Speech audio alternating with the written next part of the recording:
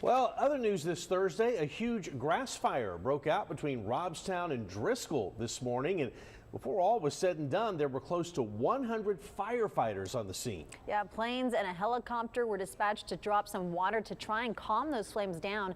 And among those first on scene was 3 News' Michael Gibson, who has more on this brush fire, which destroyed at least one home in the Lost Creek area on County Road 30.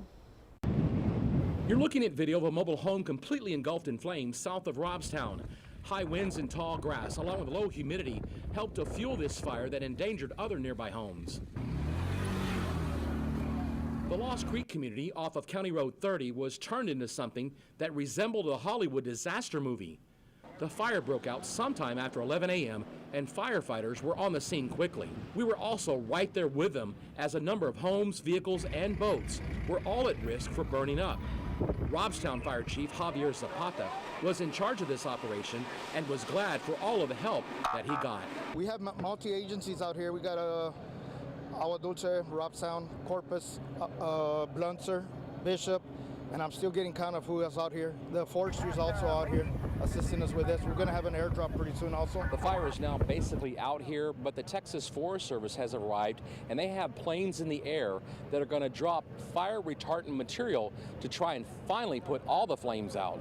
The Texas Forestry Service sent planes from their task force in Alice to drop fire retardant on the brush fire, and it was quite the sight. And right after the planes dropped their load, it was time for the helicopter to move in and spread thousands of gallons of water on this brush fire. The Forest Service also brought in heavy equipment, and here's why they say their mission is so critical out here. So we don't lose anybody, we don't have any safety issues, no firefighter injuries. We minimize damage to property, and certainly we do our best to eliminate any risk of private landowners or injuries to people, to civilians. Firefighters battled this brush fire for several hours. When we arrived at the very beginning, all of the structures were still standing, and cars and boats were sitting nearby. Eventually, as the fire continued to spread, we all had to retreat, and in the end, one of the mobile homes and several vehicles, along with a boat, were all burned up. Firefighters believe that it was someone out mowing who ended up accidentally sparking this fire. From the Robstown area, Michael Gibson, 3 News.